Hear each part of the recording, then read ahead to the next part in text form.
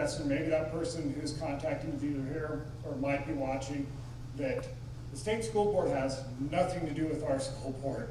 The state school board oversees the Department of Education. So I'm sorry that your request to those state school board members to somehow take an active role in this issue is not going to be taken care of. This whole issue seems to have started over two things. A book that was supposedly questioned, whether or not the material in it was right or wrong, and ACT preparation. And it's ballooned into something a lot bigger than that. It's now become a he said, she said, he said, where nobody really seems to know all the facts. Because unfortunately, some of the facts are not being told to us. I understand that for legal reasons, we probably won't ever know the facts. But tonight, you have in front of you a resolution where some of the whereases in that resolution, I hope you have the answers. I hope you have the facts to back those whereases. I hope you don't take those lightly. And I know you can make amendments to that resolution. It's not set in stone.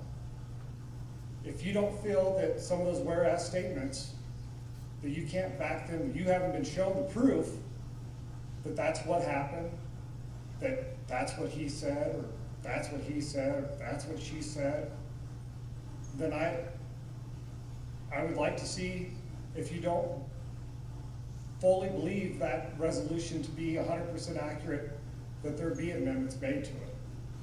We could call them corrections, but maybe they're not corrections.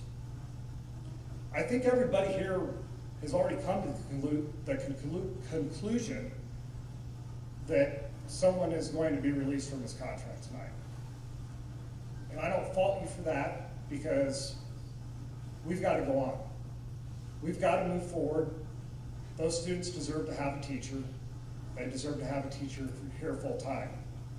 15 seconds. But where we move forward is the most important part.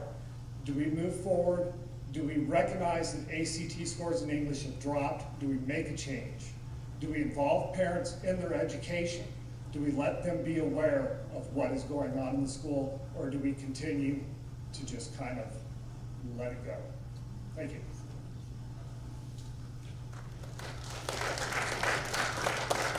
Thank you. Our next speaker is Don Herman.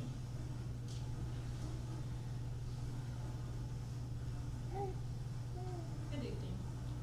I have one question that I understand you can't respond to me, but maybe it's already in the agenda tonight. It's just an explanation of how the board has the authority to make this decision on a teacher, because I've been told time and time again that the only one you guys hire and fire is the superintendent. So I'm a little confused as to how that process is working right now. And then the other part I had was, I was told by a board member, my husband was told by a board member, that colleges aren't looking at ACT scores anymore. And so I was doing a little research on that, and while it's true that you don't need to report your ACT scores to be enrolled, because colleges want your money, they're definitely important still to get scholarships and to provide financial aid through those institutions as well. And I talked with our state school board rep. She informed me that the ACT is the junior test for the state of Nebraska. And the only thing that's gonna change that is legislature. So we know that that's not changing anytime soon. So it's still a very important test, regardless of how you look at it. And most colleges are still looking at those scores, because that is the consistent across the state, and because each school district has a different grading policy. We know ours is above some others and different things too. So that's the consistent that colleges are looking at. So I still think that there's a huge importance on the ACT scores. Thank you.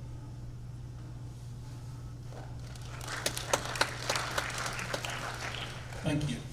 Our next speaker is Faye Cadis.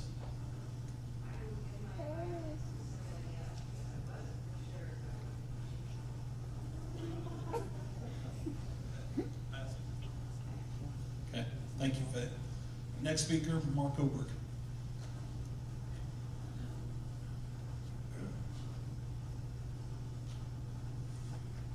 I'm Mark Oberg, and I've got a few comments I'd like to add. I think most of the people that know me very well know I don't usually engage in stuff like this. It's a little out of my element to do this. But this is something that's kind of it's important to me. And as I stand here speaking tonight, I want to make a couple of statements. Number one, I'm speaking for myself. This little problem has turned into a red-blue Republican-Democrat situation. You can just feel it, and I just think it shouldn't be that way.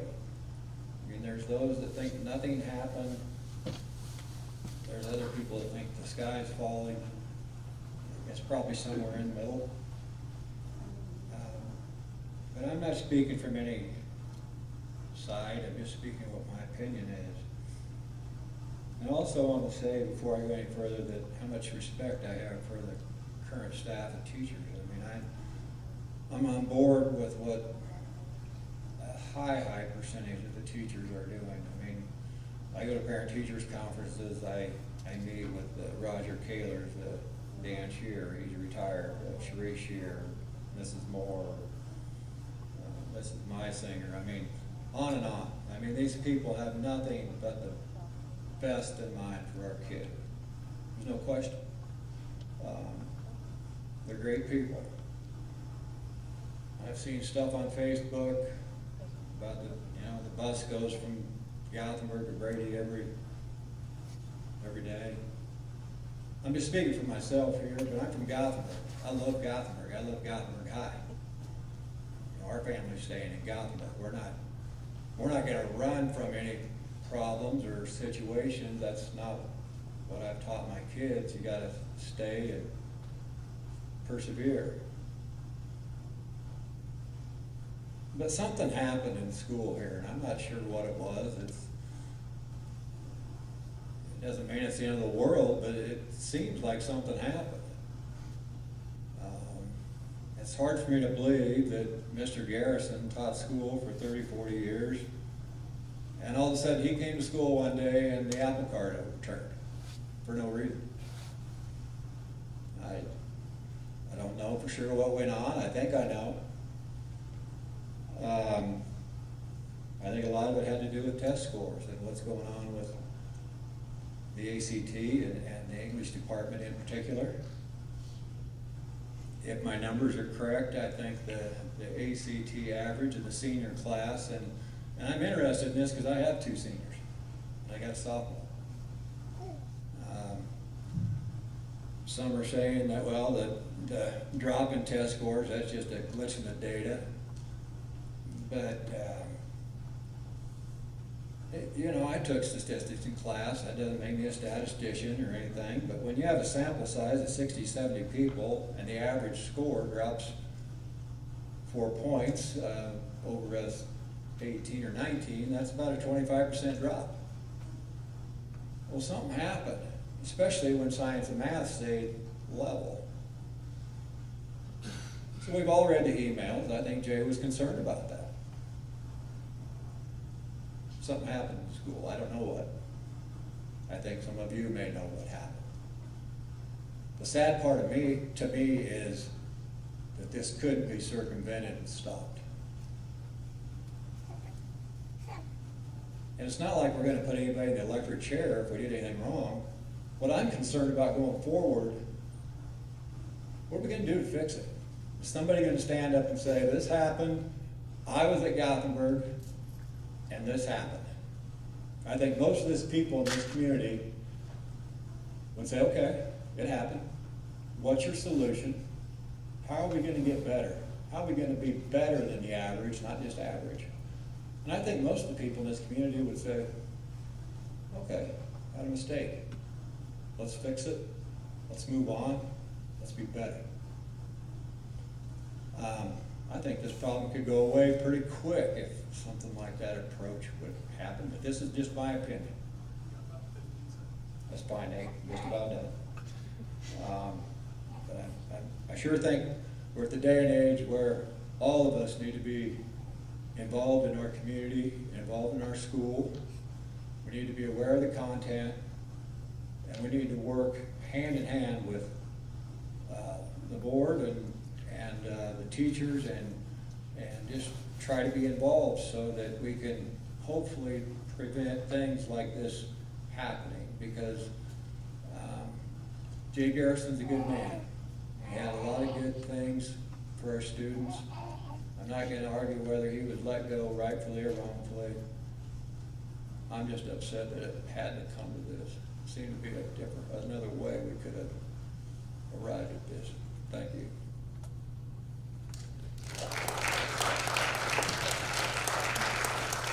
Thank you. And our last speaker, Colton Vaser. Okay, thank you.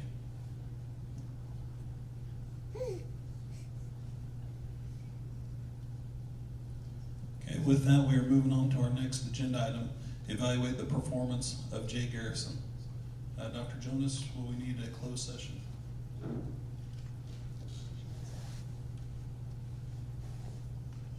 There will be no closed session. Okay. Thank you. These past few weeks have been difficult and dark, not just for me and our administrative team, but for our community as well. However, as difficult and dark as they have been, describes the past few weeks.